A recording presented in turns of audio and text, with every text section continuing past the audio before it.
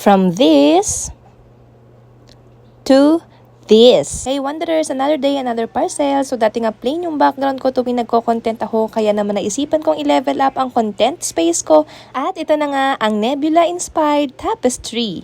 Nilagay ko siya sa ceiling ng loft bed ko para may aesthetic and dreamy background habang nag-film.